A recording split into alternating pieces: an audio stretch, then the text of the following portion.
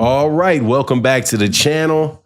We got some wild news about Turkey Al-Sheikh and Dazn ahead of this proposed fight with Terence Crawford and Canelo Alvarez.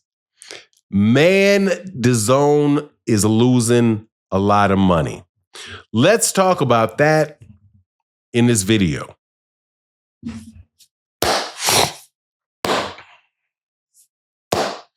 All right, welcome back to the channel. It's your boy Fanon, and we are going to talk about the hottest topic, the hottest organization in boxing.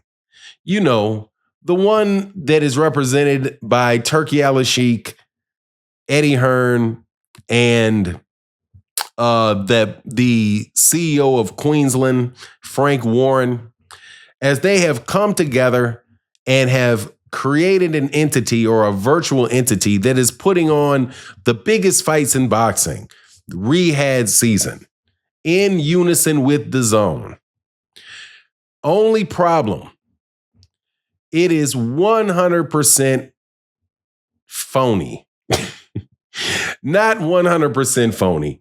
Let me just say that there are some details revealed about this particular organization that should make fighters that want to deal with it in the long term very, very wary. It is what you call a bubble waiting to pop. Before I get into that, but let's talk about that in this video.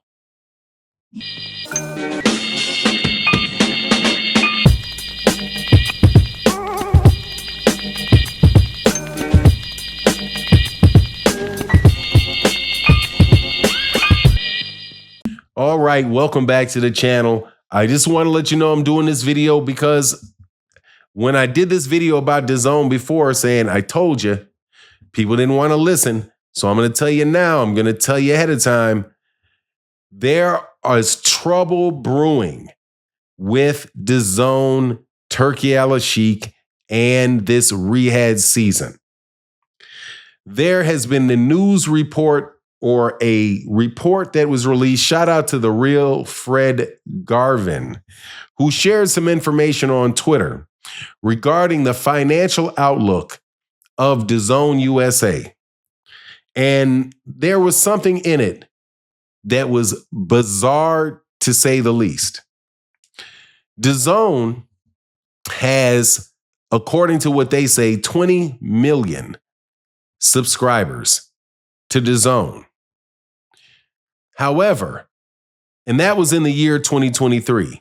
However, during the year 2023, if I get my facts right, Dazn is credited with having 200 million viewers.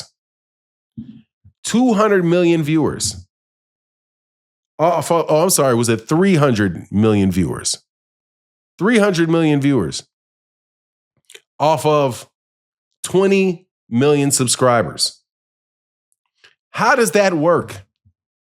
How do you get one subscriber to be worth 10 times? You got one subscriber and he's going to get credit for watching something over 10 times, a pay-per-view over 10 times, an event over 10 times. No. And people associated with looking at those numbers want answers. How could this possibly be? Well, I could tell you how it could possibly be. The same way that you see YouTube channels putting on Dazn shows at 1 o'clock in the afternoon on Saturday on their YouTube channels and having 5,000, 6,000 concurrent viewers watching it. In the United States at 1 o'clock in the afternoon on a Saturday for a fight, let me tell you who was fighting. Jai Opatai was fighting. And there was a YouTube channel that had over 5,000 people watching. You know why? Because those 5,000 not all of them, a large amount of them are what you call bots. They're engines. And the funny thing is that this is something that is well known in rap music, in the music industry, as far as the streaming and people saying how many people stream their views. Because, you know, I took a little bit of time off And I was listening to different young rappers that my son would give to me to listen to because I wanted to listen to more things. And one particular kid talked about how you can thank the machines for your massive allure. Again, not gonna forget that line because he said, "Thank the machines for your massive allure." And they talked about in other songs people getting a lot of streams because they were using machines to get their streams. It's fake it till you make it. Nothing unfamiliar about that particular stuff. It's no different than somebody, back in the 1970s and 80s, they would say, man, you can drop by the projects and you see a whole bunch of Cadillacs, real nice Cadillacs outside the projects. Meanwhile, they living in a tenement, but shoot, they got a nice car. That's called faking it till you make it. Make sure you got a really nice suit on, got your Sunday dress on. When you walk into church, you look like an upright, upstanding businessman. Meanwhile, during the week, you go out to your job and you do what you really do, right? So there's a lot of fake it till you make it type of stuff going on, man. A lot of fake it till you make it type of stuff. This fake it till you make it is on an entirely new level. 20 million subscribers producing 300 million views. No.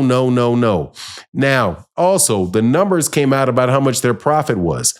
In 2022,